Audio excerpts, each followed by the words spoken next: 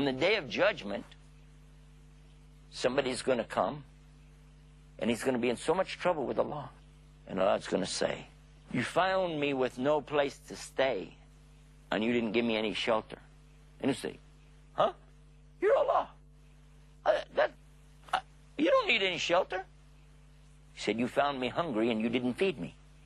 He said, you're Allah, you don't eat. You found that I had nothing to drink, you gave me nothing to drink. But you're Allah, you don't drink. You found me without clothes and you didn't give me anything to cover myself. You're Allah, you don't wear clothes.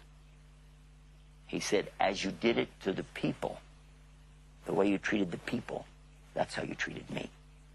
This is a very important message to all of the Muslims everywhere. Because as much as you might think you're getting away with something and mistreating each other, you're not. And Prophet Muhammad, peace be upon him, even taught us something else. He said, you're not a believer. You are not a believer until you prefer the needs of your brother over your own needs. Then he carried it to another level, and he said, he's not a believer who fills his stomach while his neighbor's stomach is empty. And somebody asked him, well, how far is my neighbor's? You know, like so much in one direction. He said 40 in any direction. So today, if we wonder why do the Muslims have difficulties, we could ask ourselves, why are the Muslims not taking care of the people? Why do you fill your stomach, but you don't care about the other people? Why do you care about the treatment, how people treat you, but you don't care how you treat the other people? If somebody's smaller than you, and you pick on him, then why do you get upset if somebody bigger than you is picking on you? Make sense? But especially when it comes to the children. Because how you treat your parents, Allah, He's going to give you children like that or worse. Listen to this. Listen to this. One time there was a man. He got so fed up with his father. His father was so old, and he was complaining all the time. He was kind of crazy anyway, and he was having so many problems. He was old man, very old. And one day, this young man got fed up to here. I've had it with this man. It's making me crazy. And it's just, I can't take it anymore. So he took him to the desert. And he went out. This is far enough? No, a little further. Ah, it's a good place. He started to dig a hole. What was his plan? I'll fill this, take this, and fill the hole with my father. I will put my father in this hole and kill him and be finished with him. And while he was digging the hole, the old man said, over there. And he said, what are you saying? Over there. He looked. Over there. It's just an old tree or something. I don't know. And his father said, take me over there. Why? Because that's where I killed my father. It means, look what you're doing to your father, and he did that to his father, and it means your children will do that to you. This is something very serious, how you treat people. Today you don't think about it. It doesn't matter, because you think you're getting away with it. Prophet Muhammad, peace be upon him, told his companions, you will not enter the Jannah. You're not going to go in the paradise. You won't get there. Even if Allah forgives everything from you, you still cannot get in until the people forgive you. So if you've wronged somebody, they're going to be waiting for you at the gate of Jannah. And you want to go in. I want to go in. Oh, Allah forgave me. I'm ready to go. I can't go. Why? Oh, this person.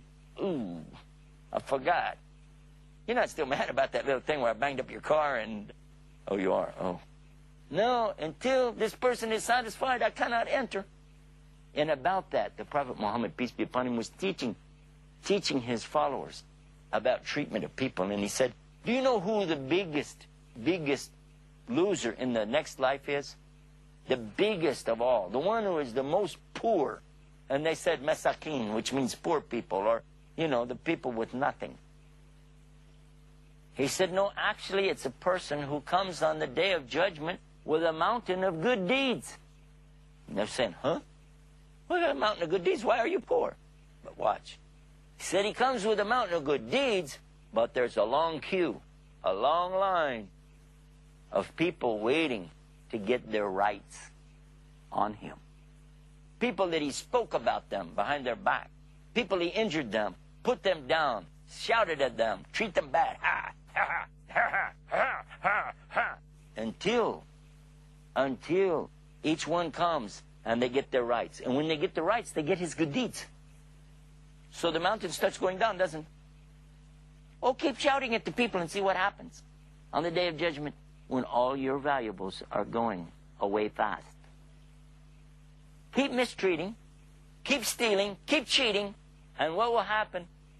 Down, lower and lower and lower, till there's nothing left at all. Zero. And the line is still standing, and more people are coming. You know what she said to me? Do you know what he did to me? Look at this and look at that and this and that. And now there's nothing to pay with. So you have to take their sins, and you continue taking their sins from them until, as a result, you go into the hellfire. And that's the worst kind of loser there is.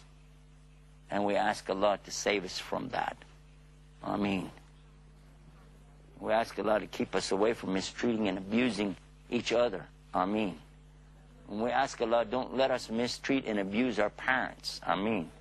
And when they ask us for anything, we try to give it to them. But above all, when we're dealing with them, show respect and kindness. We need so much of this. This is one of the most valuable of all the lessons there is for the Muslim. One time, Muhammad, peace be upon him, told us a sign, and we're going to be talking about it in some of our other programs, but a sign of the way children behave. He told us a sign of the last day is going to be when a slave gives birth to their own master. And we see that today. We see children telling their parents what to do as though they were the master over a slave. Hey, woman, hey, I don't like it, okay? I ain't eating that. You eat it. This should not be something that you find humorous when you consider it's a sign at the end, a sign of the very evil end that comes to this place. When you look the way children behave and misbehave, talk back, think they're so smart and clever. Oh, when my parents aren't here, I'll just do what I want to do.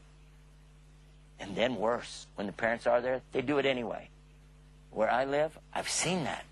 I remember one time, a woman, she was divorced. She had no husband, but she had 2 boys. And she was raising these boys. Now, don't forget, she gave birth to them, took care of them, and now she's financially providing for them because she has no husband. She has to pay for the rent and the utilities on the phone and the clothes and the food and all of the problems she has to take care of. If they need to go here for ball practice for this or that or so and so, she has to do all of it because there's no husband. I was visiting them in their house one day. She had just come home from work. She stopped off to get something. They were saying, why you're late? How come you're not here? How come we have said, we want our dinner? There's no food here for us to eat. And the TV thing doesn't work right now. And I want to get, where's the remote control? And I want this and I want that. Why you're late? And she said, well, I stopped at the store to get you those new tennis shoes you wanted for school. Oh, okay, where are they? I want to see them. I want those shoes. I can't wait. And she brought him the box. It had a big red circle on it. It was a sale price, 50% off. It said it. She opened it and he looked. And he named the brand of the shoes that he wanted. He said, these are not the brand that I want. I told you I want such and such. She said, but these are the same, except they were 50% off. And I needed to save some money for groceries. He said, I don't really care about your problems, lady. Put yourself in the car. Go back and get the shoes that I want, and you do it now. She started crying, and she put the shoes in the car, and she left, went back to the store, and got him the shoes he wanted. When I came in Islam, and I heard this hadith from Muhammad, this saying from him, that the end times will be indicated by the children being the master over the parents like slaves, I started crying because I realized we're seeing that happen today. And we ask Allah to save us. Ameen. Assalamu alaikum wa rahmatullah. Wa alaikum assalam wa rahmatullah.